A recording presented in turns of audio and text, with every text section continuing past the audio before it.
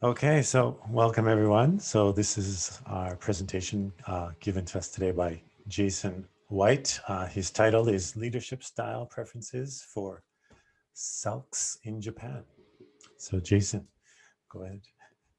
Okay, thank you everyone for coming. I wasn't sure what kind of a crowd I would get, so I'm pleasantly surprised. Thank you. So I'll go ahead and share my screen. I have a PowerPoint, so let me start that, and let me check. Can everyone see that with just the, is that showing right, Blair? You've got the bar on the side again, Jason. Okay, so let me, is it? Yeah, it's gone now. Okay, great. All right. So my topic tonight is about my dissertation research. I completed my PhD program this spring. In May, I graduated. And so today I'll talk about my dissertation research. So some quick background. I'm a language arts teacher originally from Phoenix, Arizona. I taught high school language arts for a few years there. And then I learned about a Teach Abroad program with the Phoenix Sister Cities organization. Phoenix is a sister city with Himeji in Hyogo. And so they have a Teach Abroad program.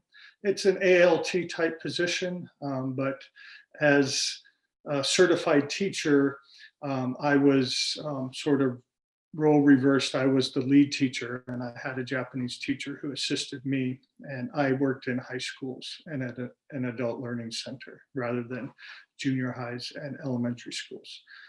So I came over, and the program was supposed to be a year with one additional year option, but things kind of worked out, and I was able to negotiate, and I ended up staying in that position for 4.5 years.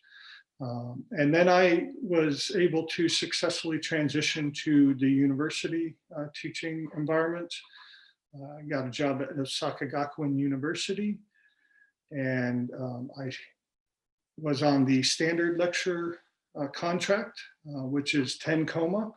Generally, it's 2 classes taught twice a week, but my program was a bit different. I taught 4 classes twice a week, and the 2 remaining koma were connected to their self-access learning center, which was called the iChat Lounge, short for International Chat Lounge. And so that was my first exposure to a self-access learning center. 1 koma was an actual class period every week that I would work in the SALC and do table talking with students and playing games and that type of deal. And then the final 10th koma was sort of this vague, sort of fluid kind of deal where I would just help out with the different events. And the SALC would put on events throughout the year, Halloween party, Christmas party, welcome Autonomy party, etc. So I would help out with all those. So my 3rd year into that tenure at Osaka Gakuen, I decided that I wanted to continue my professional development by earning my PhD. And so I looked around quite a bit. There's a Temple program, the Birmingham, the Macquarie, etc. But I wasn't completely sure that I wanted to do a straight TESOL or applied linguistics PhD. I wanted to give myself some options. That was one factor. Also, I needed to find a program that I could complete online. And so I enrolled in a PhD in leadership studies with English content focus at a school in Kentucky called the University of the Cumberlands. So it's sort of a unique PhD program. The major is leadership, but there's content minor where you would take 18 credits in a content of your choice. And there was a wide range, everything from business to psychology, educational leadership, lots of different choices. So I chose English.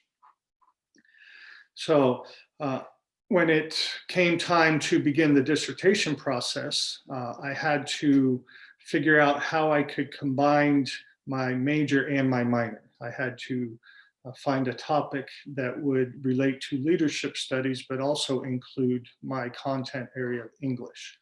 So the very first paper I wrote for that program was about the leadership at the Self-Access Center where I worked. And I was really kind of lucky because over my period there, my 5 years, I was able to have firsthand experience with 3 very distinct leaders, leadership styles. When I first got there, there was a very sort of dominant, autocratic type leader.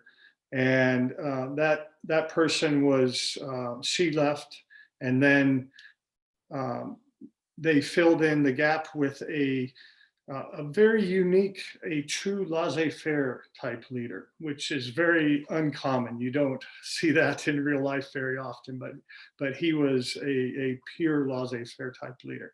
And he was there for about 1.5 years, and then they brought in a new director, and he was more of a democratic type leader. So it was very useful for me. But anyway, what I decided is that I wanted to explore these self-access learning centers, but with the leadership connection, because there's been some studies about the students and the activities and that type of topic. But as far as I could find, there were no direct studies that investigated leadership effectiveness in connection with SALCs. So quick review of the literature. So I did this presentation before, and my slides were just blank with a bunch of big quotes. And then yesterday I went to a presentation by Rob Patterson about giving presentations. And everything he said made me feel really bad because I realized my PowerPoint was terrible. It was I checked all the wrong boxes in his presentations. So I went back and I added some pictures and I took off a lot of the quotes. But the quotes that I'm going to talk about, those will all be available in the last 3 slides. But this way you can listen to me give the information and focus on me rather than having a 20-minute reading presentation. So my review of literature, first we wanted to talk about leadership. You know, I had to try and understand what is leadership. So leadership is it's a fluid concept that's very difficult to define. Basically, it can't be precisely defined, but it's understood that it's a phenomenon that contains various aspects such as process, influence, it involves groups, and it involves common goals. Another sort of simpler definition is just someone who is in charge of a group, basically leadership. But there's aspects of leadership such as power. Power is very important, so I had to study about that. Power is a process whereby an individual influences a group to achieve a common goal. Also, it can be viewed as the ability to get others to do what an individual wants them to do. So within power, there's various kinds of power. First, there's positional power, which is power derived from a particular office or rank within a formal organization. So of course, everyone who works in Japan knows this idea quite well, the concept of positional power. But there's also the concept of personal power. And so this more relates to the influence capacity a leader derives, basically from being seen by followers as likable, knowledgeable, and capable. And often there's an overlap. The very effective leaders will often have positional power because they are effective and their careers have worked out that way. But not always. Sometimes someone without maybe a positional power source can still exhibit personal power, which can be seen in their leadership. So after studying leadership, then I had to focus on SALCs. What are self-access learning centers? So I love me, that's funny, huh? So a self-access learning center is a facility that is housed somewhere on a college or university campus, and it's available for students to utilize with the intent of partaking in various self-directed learning activities. So basically, it's a combination of facility, staffs, and resources that are available for students to utilize. And the overriding concept that guides self-access learning centers is that of learner autonomy. So there's a wide variety within self-access learning centers. They can range anywhere from something as small as a large walk-in closet to full buildings.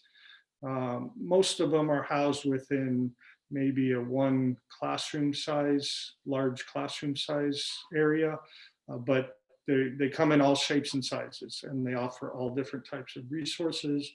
And they can be staffed from everywhere from just one person who kind of coordinates and sits at a front desk to a full-time staff.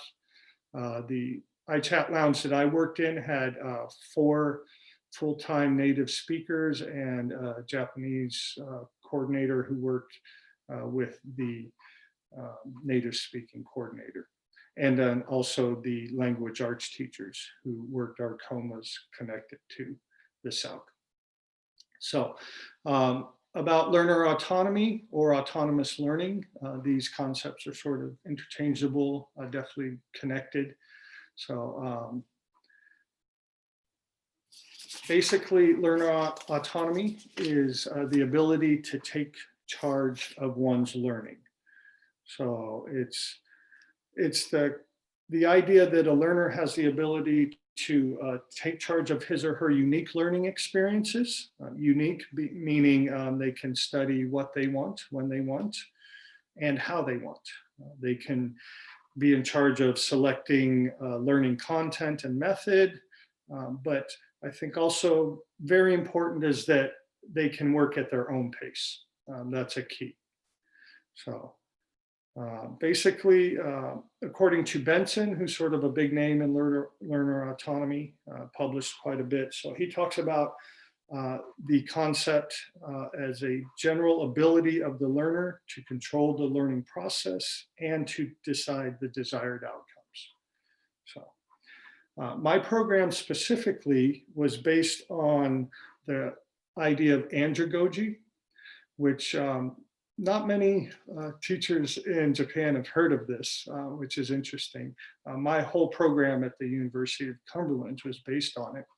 And it's the concept put out by Malcolm Knowles, and it relates to adult learners.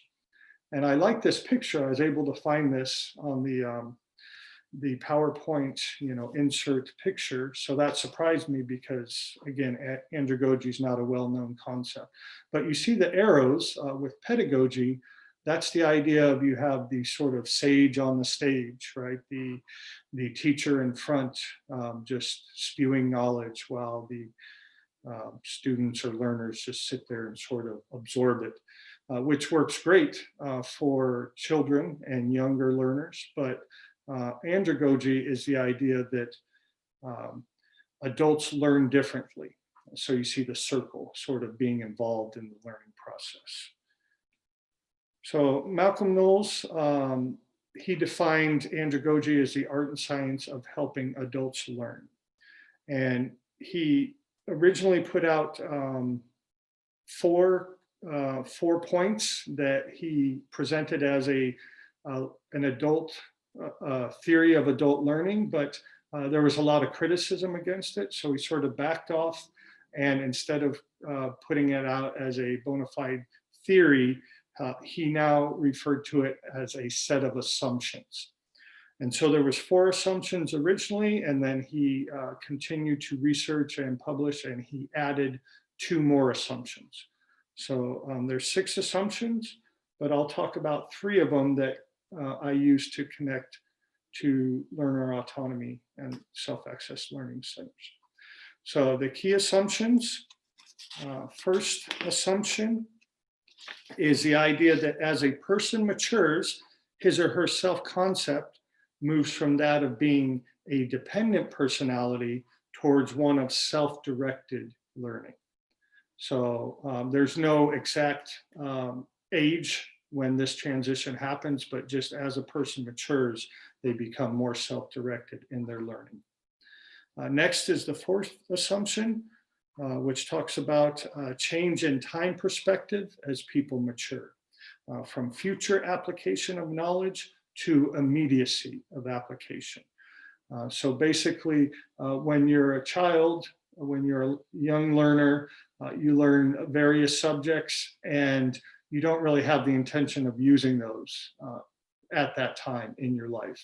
You're just learning because you need that sort of base knowledge. But as you get older, you want to learn things that you can use now that are going to be helpful in your life. And the last is the 5th assumption, which is that the most potent motivations are internal rather than external. And that's a really interesting one. It's certainly debatable, and that's where some of the criticism came.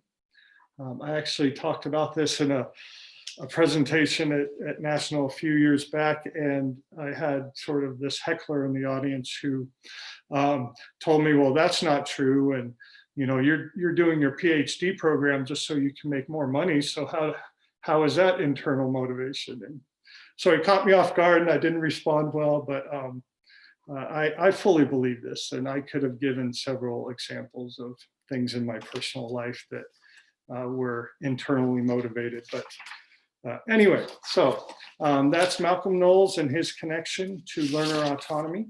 Okay. So about my specific study, I had 2 research questions. The first one was, is there a difference in preferred leadership style between Japanese and non-Japanese workers? And I included mixed in the Japanese category because, of course, there's a lot of mixed ethnicity workers. And the second is there a difference in preferred leadership styles based on age group? I originally had 4 age groups, 18 to 25, 26 to 35, and then the other 2 you see.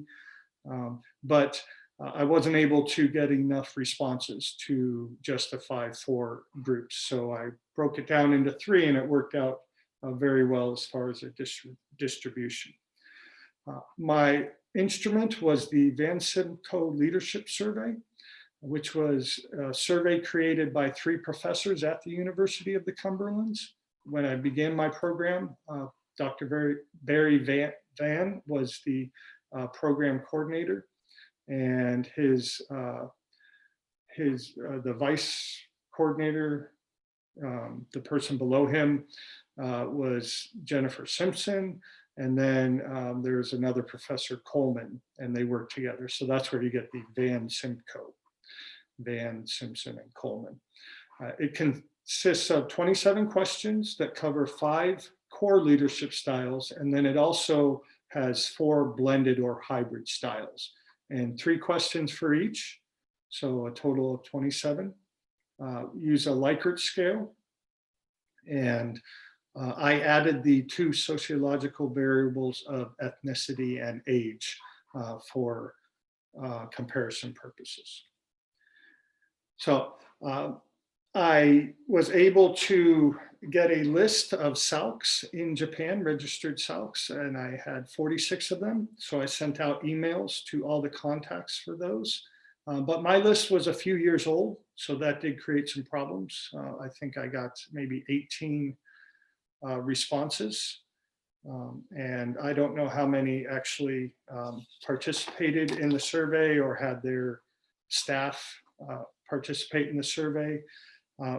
My goal was to have 150 responses, which I thought would be no problem with 46 SALCs, even, you know, if they averaged 3 or 4 staff members each. I figured that would be a reasonable amount. But I found that that didn't happen. I had trouble. My initial sort of call for participation did not go well. So I then had to send direct emails to colleagues. I included students who had helped out in the SALC at my school. I posted on Facebook groups. And I was eventually able to come up with 57 respondents, which was okay. Not what I wanted, but it was enough to complete the project. So those who were eligible included current or former employees. And by employee, I mean someone who worked in the SALC, not just any employee of the university. You had to have some kind of connection to the Self-Access Learning Center. And that could be a teaching or non-teaching staff. The 4 full-timers that I mentioned at my SALC were not teachers. They weren't certified teachers. They were just people who had a bachelor's degree and were native speakers. That was their only qualifications. Full-time and part-time teachers were eligible. Visiting teachers, such as myself, who only spent 1 class period per week in the SALC. And also student volunteers, as long as they were 18 years old, they were eligible to participate. So the breakdown was 15 responded as being Japanese, including mixed, 41 non-Japanese, and 1 chose not to answer. And then the age breakdown was pretty close. Again, I combined the lower 2 age groups, so that worked out pretty well to give me the minimum number to perform the tests. My analysis, since I only had 2 categories for the ethnicity variable, I chose the independent samples t-tests. And for the age group, with the 3 variables, I ran an ANOVA. And the dependent variables were transformational leadership, transactional, democratic, autocratic, and laissez-faire. Now, I mentioned there was 4 blended styles within the survey, but with the guidance of my dissertation committee chair, we determined that there were too many variables to include all 9. And so we focused on just the core leadership styles. So the results are here. Democratic rated the highest, transformational, autocratic, transactional, all very close within 0.15 of each other.